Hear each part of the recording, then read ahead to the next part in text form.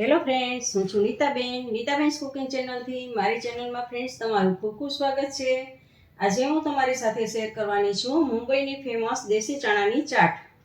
તો friends, recipe બનાવતા પહેલાં તમને આ રેસીપી ગમે તો લાઈક અને શેર કરજો, અને તમે મારી ચેનલને પહેલી જ વાર જોતા હો તો સબસ્ક્રાઈબ કરજો અને બાજુમાં રહેલ બેલ આઇકન પર પ્રેસ કરજો, જેથી મારી નવી રેસીપીના નોટિફિકેશન તમને મળતા રહે. તો ચાલો ફ્રેન્ડ્સ, બનાવીએ. આપણા એક વાટકી દેશી ચણા છે, એને મેં આખી રાત માટે પલાળેલા છે. અને હવે આપણે તમે જો આખી રાત માટે પલાળવાનો તમારી પાસે ટાઈમ ના હોય તો 4 થી 5 કલાક માટે ગરમ પાણીમાં પલાળી અને પછી જ્યારે તમે કુકરમાં બાફો ત્યારે કુકિંગ સોડા, ચપટી કુકિંગ સોડા એમાં એડ કરી દેવાના હોય છે. તો જો હવે આપણે કુકરમાં આપણે આ ચણા સારી રીતે મેં ચોખ્ખા પાણીથી 2 વખત ધોઈ લીધા છે, અને એમાં આપણે ચણા નાખશું. અને ચણા ડૂબે અને ઉપર થોડુંક પાણી દે એટલું આપણે પાણી એડ કરવાનું છે.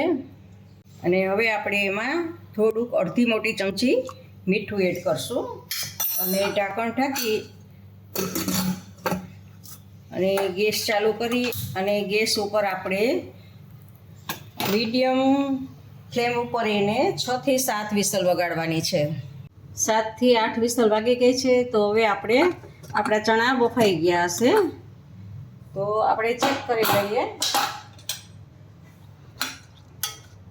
જો એક ચણાને આપણે લઈએ અને જો એકદમ સરસ બફાઈ ગયો છે. તમને નજીકથી બતાડું તો આવી રીતે, જો તમારા ચણા જૂના હશે તો બફાતા વાર લાગશે, તો થોડીક વધારે સીટી વગાડવી પડશે તમારે. તો તમારે 10 થી 12 સીટી વગાડવી પડશે. તો આને એક આપણે વાસણમાં લઈ લઈએ.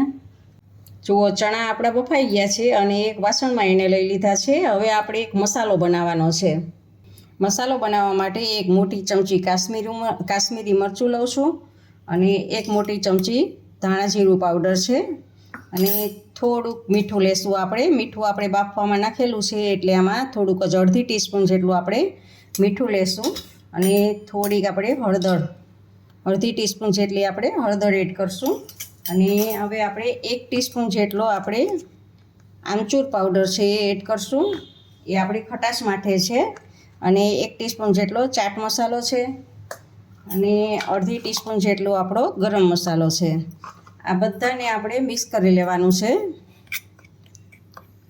જો આ સારી રીતે મિક્સ કરી અને એમાં થોડુંક પાણી એડ કરવાનું છે.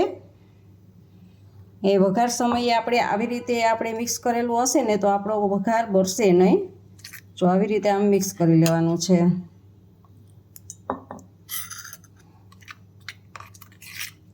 જુઓ, તો આપણો આ મસાલો વઘાર માટે થઈ ગયો છે તૈયાર.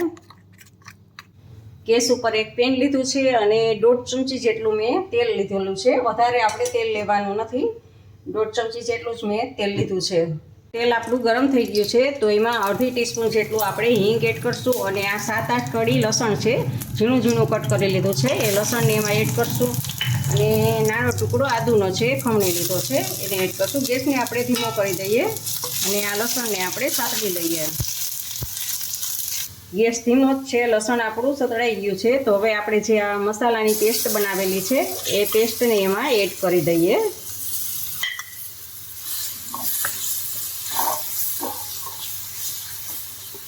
જો આ વાટકામાં પણ હજી મસાલો છે, તો થોડુંક પાણી એમાં એડ કરી અને બધું જ આમ લઈ અને એમાં એડ કરી દેવાનું છે.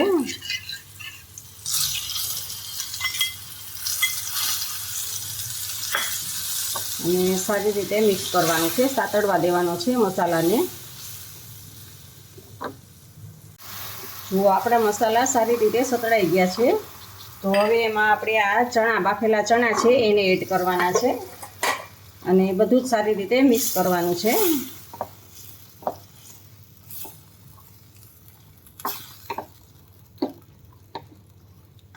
જુઓ, મિક્સ કરી અને પછી આની ઉપર આપણે ઢાંકણ ઢાંકી અને 10 મિનિટ થવા દેવાનું છે. ગેસને મીડિયમ કરી દઈએ.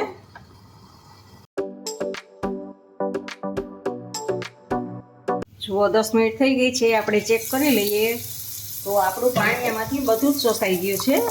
બધું જ પાણી જો બળી ગયું છે બધું જ, અને એકદમ કોરા થઈ ગયા છે આપણા આ મસાલા ચણા. તો હવે આપણે ગેસને ઓફ કરી દેવાનો છે. હવે એક આપણે આ વાસણ લીધું છે, તો એમાં આ આપણે 1 કપના માપથી આપણે ડુંગળી લીધી છે, ઝીણી ઝીણી કટ કરેલી છે. અને આ આપણે માપથી આપણે કાકડી લીધી છે, એકદમ ઝીણી કટ કરેલી. અને આ એટલું જ આપણે ટમેટું છે, તો એટલું જ ટમેટું છે. અને આ બધાને સારી રીતે આપણે મિક્સ કરી દેવાનું છે. હવે જે આપણે આ મસાલા ચણા બનાવેલા છે એ મસાલા ચણાને એમાં એડ કરવાના છે અને સારી રીતે બધું જ મિક્સ કરવાનું છે. તો જુઓ ફ્રેન્ડ્સ, તમે મુંબઈ ગયા હોય ને ક્યારેય દેશી ચણાની ચાટ ખાધી ન હોય તો એક વખત આવી રીતે ઘરે બનાવીને ટ્રાય કરજો, ખૂબ જ સરસ લાગશે. અને હવે આમાં આપણે લીલા ધાણા નાખવાના છે, તો આપણે આ લીલા ધાણા એડ કરશું. અને હજી આમાં તમારે દાડમના દાણા એડ કરવા હોય તો એ કરી શકો છો, સફરજનના કટકી કરીને એ કરી શકો છો. પણ જો આ બની ગઈ છે. અને હજી વધારે આને ટેસ્ટી બનાવવું હોય તો આપણે ચવાણું છે, આ 1 વાટકી આપણે ચવાણું છે, ચવાણાને એડ કરી દેવાનું છે અને એ બધું જ સારી રીતે મિક્સ કરવાનું છે.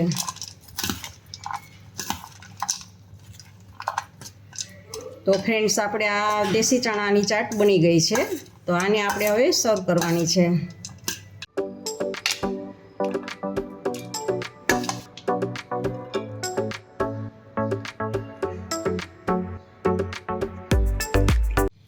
ઉપરથી આપણે ઝીણી સેવ એડ કરશું ગાર્નિશિંગ માટે.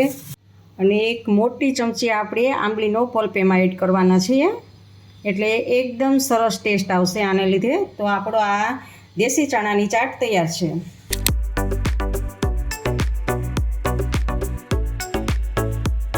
ફ્રેન્ડ્સ, તમને આ દેશી ચણાની ચાટ કેવી લાગી તે કમેન્ટ બોક્સમાં કમેન્ટ કરીને મને જરૂરથી જણાવજો. ઇન્સ્ટાગ્રામમાં મારા પેજને ફોલો કરજો, મેં નીચે લિંક આપેલી છે. આવજો, બાય. ફરી મળીએ નવી રેસીપી સાથે.